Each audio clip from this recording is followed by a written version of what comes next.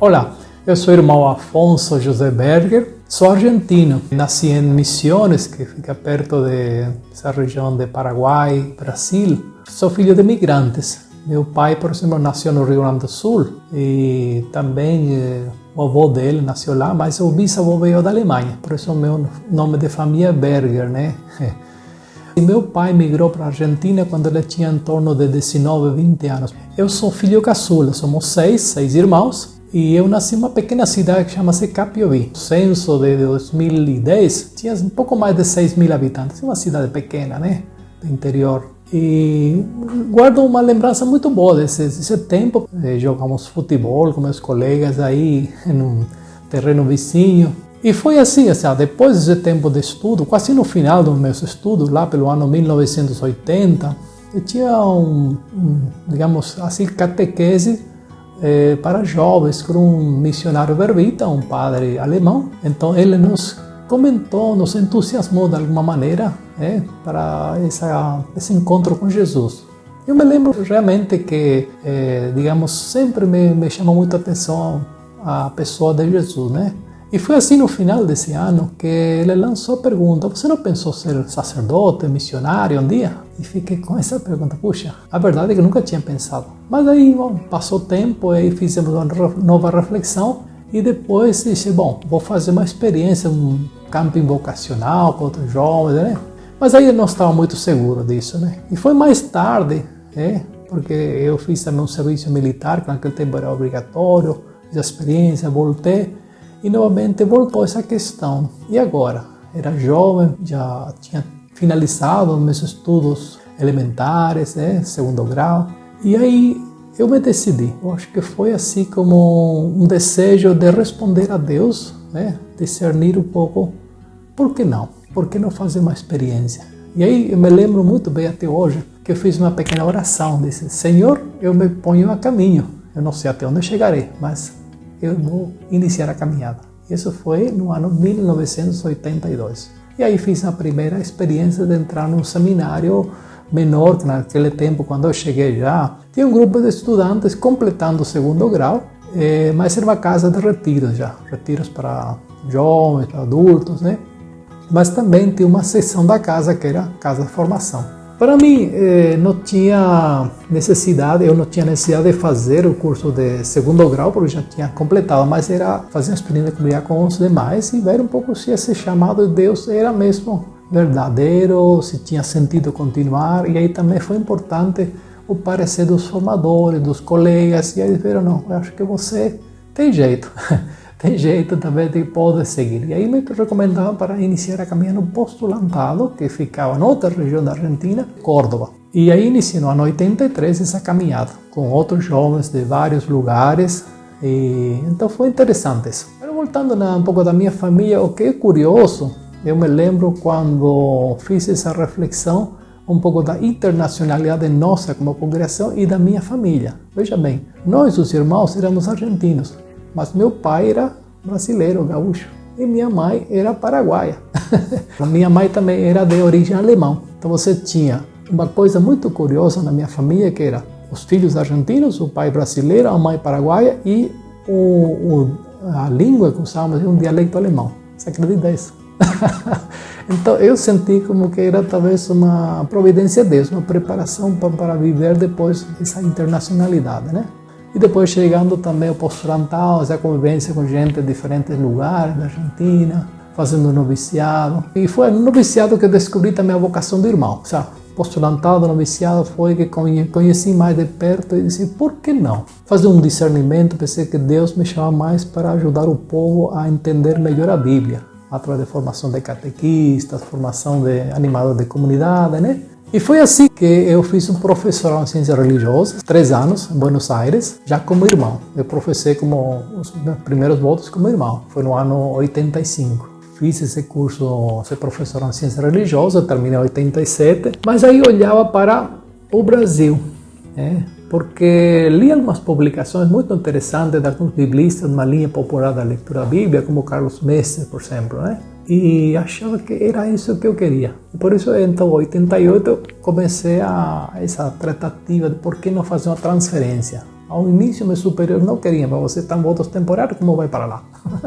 Mas consegui. No ano 89, me lembro que um bispo brasileiro, Dom Aparecido Dias, ele veio pregar um retiro para os estudantes da Verbita lá. E comentei com ele que tenho dificuldade para conseguir visto. E ele me ajudou com, digamos, uma instituição em Brasília, SCAIS, Serviço de Colaboração Apostólica Internacional, né? E aí me conseguiu a visa.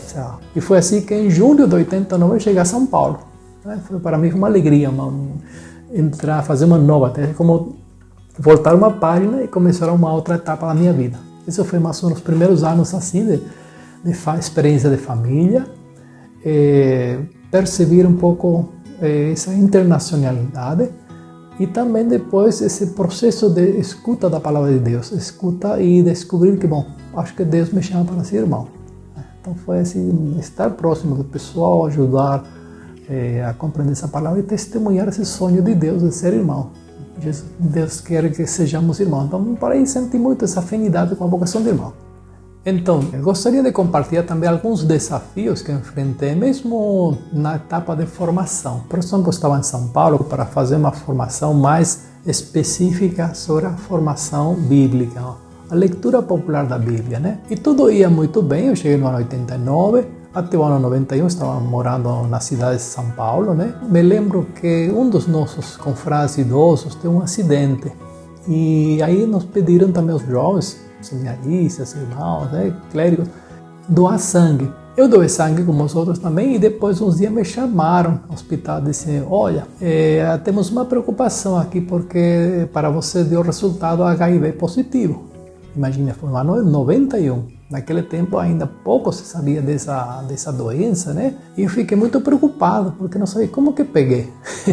Não tive nenhuma aventura, uma coisa assim estranha, mas foi um tempo de angústia porque se você percebe de repente como que o chão desaparecer, era jovem naquele tempo, não? Cheio de energia, de sonhos, e de repente que alguém te diga você tem HIV. Era como, eu posso imaginar no ano 2020 que você pegou Covid, não tinha ainda vacinas, você via pessoal sendo entubado, que de dois que eram entubados, um quase sempre ficava. Então era um medo, uma angústia, porque tinha que esperar um novo teste que consegui fazer 2 meses depois. Então nesse período esses 2 meses, o que me ajudou muito foi o Salmo 23, ou 22, para alguns, o Salmo do Bom Pastor. Eu rezava cada dia. E isso realmente me ajudou a colocar-me nas mãos de Deus, né? E fazer essa caminhada. Se é vontade de Deus, eu não sei como, eu não fiz nada de errado, mas bom, a gente está nessa situação difícil. E graças a Deus, depois o teste foi negativo. Então, a explicação que me deram no hospital depois pode ser que era um engano.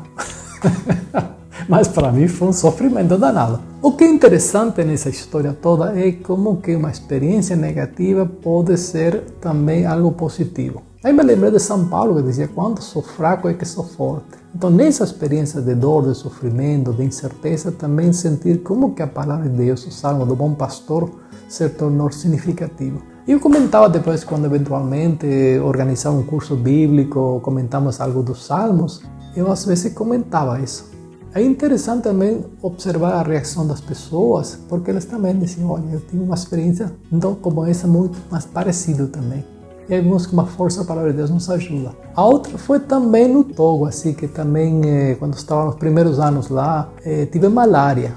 Para mim era uma nova experiência assim, de doença. Mas interessante que nesse tempo de passividade, de ser acamado, também como que Deus me revelou uma coisa bonita. Me fez perceber que nesse contexto africano, éramos brancos, pretos ou negros, assim, um pouco de diferentes raças. Percebi que somos filhos de Deus. Eu percebi na minha vida que o sofrimento foi pedagógico e de alguma maneira me ajudou a crescer na fé. Como algo que não foi um sofrimento à toa. Mas descobri como que nesse sofrimento Deus estava presente e me ajudou. Porque depois criei uma sensibilidade muito particular também de valorizar as pessoas de outras culturas, perceber o mundo, essa diversidade, incluso de plantas, flores, que anteriormente nunca me tinha chamado a atenção. Eu nunca fiz essa ponte entre o Deus uno-trino e a diversidade de pessoas e a diversidade de plantas, de animais. Então, perceber essa diversidade amada por Deus. Eu, incluso criou em mim um olhar mais contemplativo, menos utilitarista,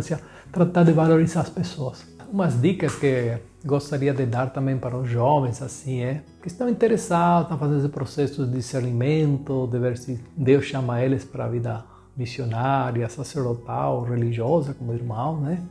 Escutar Deus no silêncio, porque a gente pode escutar Deus de várias maneiras, né? Mas acredito o que ajuda bastante é a oração pessoal, o silêncio. A gente pode rezar um Pai Nosso, Maria, mas depois fazer um silêncio de escutar a voz de Deus, né?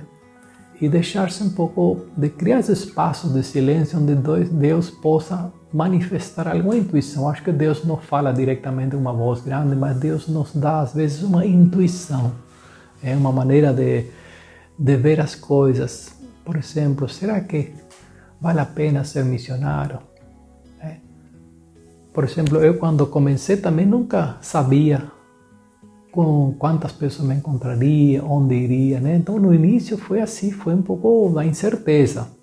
Por isso também eu falei, eu não sei até onde eu vou chegar, mas eu me ponho a caminho e confio em Ti, Senhor. Então, primeiro, a escuta em silêncio e depois criar essa disponibilidade. Porque Deus seguramente, para alguns que querem ser missionários ou que Deus dá essa capacidade, digamos, de ser missionário, vai dar uma intuição. Por que não lá ir compartilhar a sua vida com pessoas de outras culturas, aprender algo diferente, né? Porque aí eu vejo a riqueza da vocação missionária é justamente isso, de sair de nós mesmos, sair do conhecido, da nossa zona de conforto, abrir-se a outra cultura, que às vezes há uma dificuldade. Certamente, se você tem que aprender inglês, tem que aprender francês ou outro idioma, é um pouco difícil.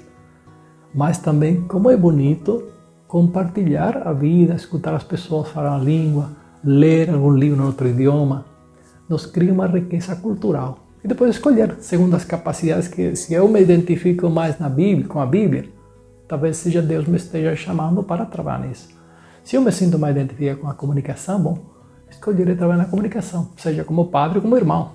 Então é isso que eu queria compartilhar. Sim?